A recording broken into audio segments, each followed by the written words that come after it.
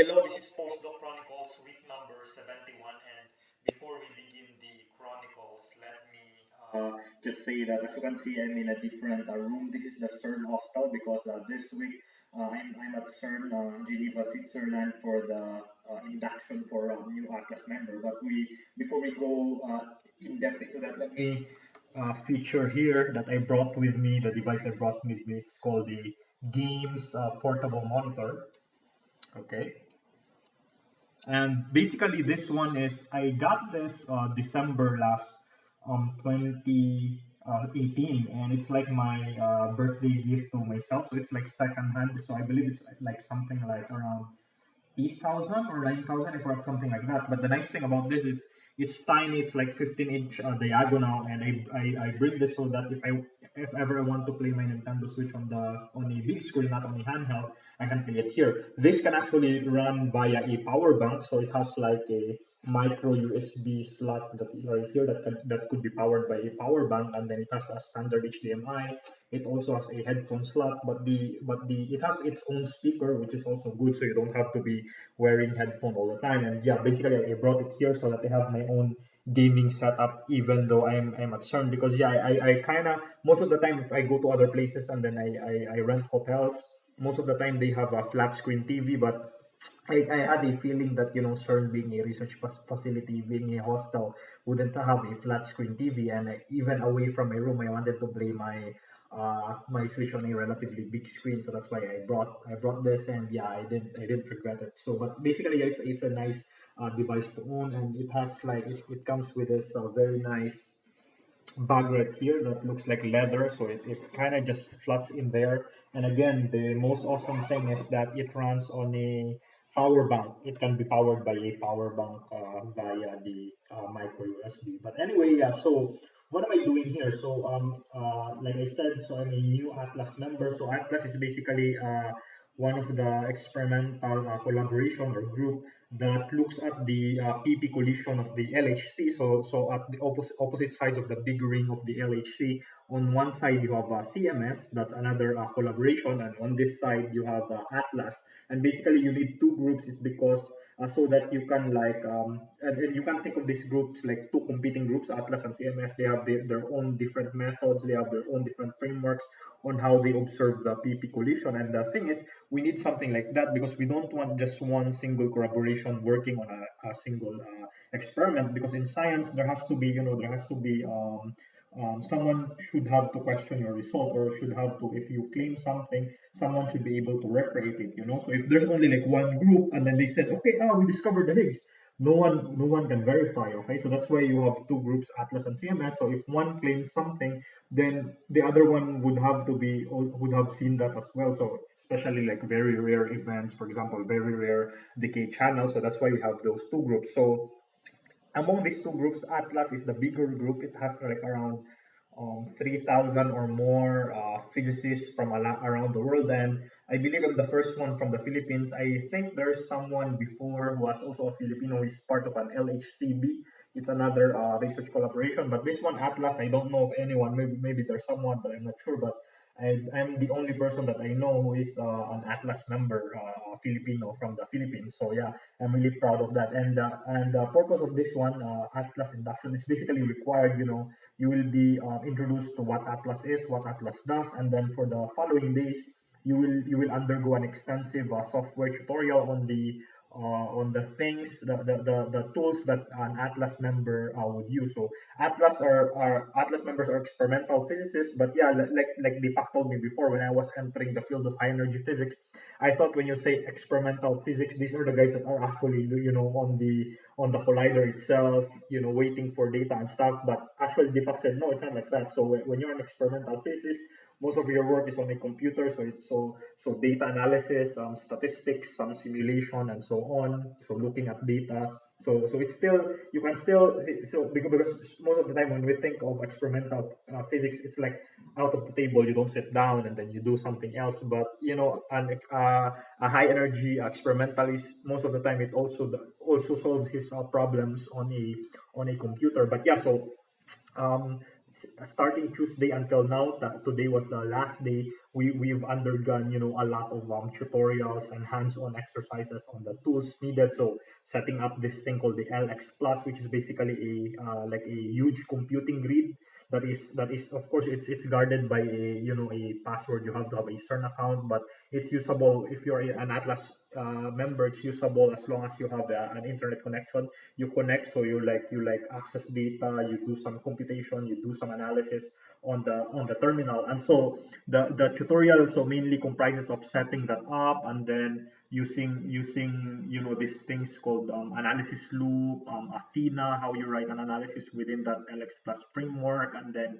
accessing different data sets, like using these things like Ami, Rusio, Panda, stuff like that. And then finally, in the last days, we were looking at some statistical tools, Monte Carlo and fitting histograms and stuff like that. And then finally, for me, the highlight is like the last two sessions that just ended is like actually creating plots. It's called Atlantis, and the other one, what's the name? VP Light or something like that. You actually create a plots of the collider, 3D plots or 2D plots of depending on what projection you want to look at, XY plane, the phi eta plane or something like that. So and then you can plot the collisions that comes from. So these are actually like real collisions that come from the Atlas data from what they've observed. Okay, and speaking of which, so since I'm an Atlas member, I've always wanted to visit an actual detector, because last year my first time I visited CERN was last year, but that time I was not yet an Atlas member, and I was still doing some phenomenology stuff, so I was not able to look at any of the detectors. And now the problem now is they are currently on a long shutdown phase. So I believe the next run 3 would start, I think, 2021. So they're upgrading stuff, and as of this moment, it's not allowed to visit the Atlas detector itself, which is found underground. So if you want to do that, you have to wait January next year, January 2020. So, but the nice thing is, I have some colleagues from Witwatersrand as well who were here. Stefan, his name, he just graduated his PhD. I believe he's here applying for postdocs. But basically, what he did is he set up a private, tour to CMS, which is fortunately currently open. And yeah, I had to, escape like Wednesday afternoon. There were still some hands-on exercises. Like I think the ones that I missed were have something to do with root and stuff. But yeah, I missed it because I wanted to join the tour guide and look at an actual collider, and we did, and it was very cool. So we had to go underground. So it's far. It's like maybe around some kilometers away from the main CERN site, the main CERN campus. So there's like another research facility, a CMS, and then you go there, and then they brief you on stuff, and then they give you helmets and all those things, and then you ride this huge elevator going underground, like around 100 meters underground, and then you see a slice. So usually this compact muon solenoid during an actual experiment, they are closed, but when they're on display, they're like open. The cylinders will open, and then you can see inside, like the tube inside, and then what are the different tracks that the different objects, the different particles would have to go through when they are being detected. So you have like the things that detects the muon, you have the calorimeter, you have the hadronic calorimeter inside, and so on. It's pretty cool, yeah. And then it's really cold underground. It's like 100 meters. I think it's exactly like 87.9 meters or something like that. But we were not really at the lowest level because we're like a little bit on top of the detector. But man, it's a very huge device. It's very humbling, like a human being could create something like that. And it's very ironic that you need such a very huge device to observe some of the smallest stuff in the universe. But yeah, it's a one of a kind experience, and I did regret coming to that tour guide. And also the nice thing that I observed, like for CERN, which I did not observe like last year, because last year when I went here, I actually stayed outside CERN. I stayed in a hotel near the airport at Ibis Airport or something like that, and I had to ride like a free ride from CERN going to the airport, and so I wasn't able to observe CERN like during like after 5 p.m. and stuff. And fortunately, since I'm currently staying at the CERN hostel, I was able to observe things even at night, and it's very nice. The library is open 24 hours a day, 24/7, basically 365 days. All these of the entire year, it's always open, so you can always go there. The cafeteria is open, I believe, until 12 midnight. And yeah, I was able to observe stuff, and yeah, CERN really looks like a tiny city, inside Geneva, Switzerland, comprised of physicists from around the world. So it's a very cool and humbling experience. And also, just today, I went to the antimatter factory. I saw it because in our first venue was a bit far, like last Tuesday. So when I was walking, I saw that building, like, oh, antimatter factor. I need to visit that like one of these days. So today I had a little bit of time. I visited it. Of course, I don't know if my ID is allowed to get inside, but yeah, it's basically like another group of people studying antimatter. But yeah, it's nice to know that there's also an antimatter factory here. But anyway, moving on, another one of the highlights every time I come to CERN, if you look at my Postdoc Chronicles around July last year, like middle of July, when I've been to CERN, you would have noticed that I also bought a lot of books, and this visit is no different. So last year I didn't know that my NRF funding for my postdoc allows for a refund for books. So last year I actually ate a lot of like McDonald's so that I can save up some money so that I can buy textbooks. But now knowing that that my NRF pays for the books anyway, then it's fine. I was able to buy a lot of books, and even if they if eventually they say, oh, we paid for that book, give those books back, then what I'll do is I don't want to give these books back, so I'll give them money. So it doesn't matter if I paid for these books with my own money. I really wanted to have these books. But anyway, let's look at quickly at the books that I got. Okay, so one of the books that I got is a mathematical account by Paul Nahin, an imaginary tale. So this is unlike most of there are like accounts in mathematics, like stories like prime numbers, the pi, constant, or the golden ratio, or e. But usually those things are written to accommodate the lay people. This one, it's not. You need to have undergone some like complex analysis course to really enjoy this book, because in here they don't they talk about Cauchy's theorem. They talk about like the beginnings of the how they were trying to solve the cubic equation and stuff like that. So you need to have a mastered calculus and so on. So very nice book. Another book that I've always wanted, when Deepak went here, I actually asked him if he could buy me this book for me and then bring it for me, but then he forgot. But anyway, this is a book on phenomenology. It's collider physics. There are two books that are similar to this one, and also coincidentally published on the same year, 1996. The other one is called QCD and Collider Physics by that one was by Ellis. I forgot the other, but three authors. One of them is Ellis, but this one is by Barger and Phillips. And basically asked Jong if like from the two, because those are some of the two books that he asked me to read from last year. And then I told him if you were only to choose one book from the two, if I can only buy one, because these two are expensive. This one is 60 Swiss francs. Also, the other one is 60 Swiss francs. So I just choose one because they're basically the same book. And then John said if I had to choose one, then it has to be Barger and Phillips. I got this. So, but these are relatively old books. So in fact, there's like a chapter in chapter 11. One of the things that I studied last year on Monte Carlo. The code still runs on the older versions of Fortran. But other than that, some of the stuffs contained here are still very nice, very helpful. So collider physics. Another one is Statistics for Nuclear and Particle Physics by Louis Lyons. So very nice statistics books written by a physicist, by a non-statistician, and basically statistics that you need for particle physics. And I want to study this because, like I said, I'll be delving into ATLAS and stuff, so I want to brush up on my statistics.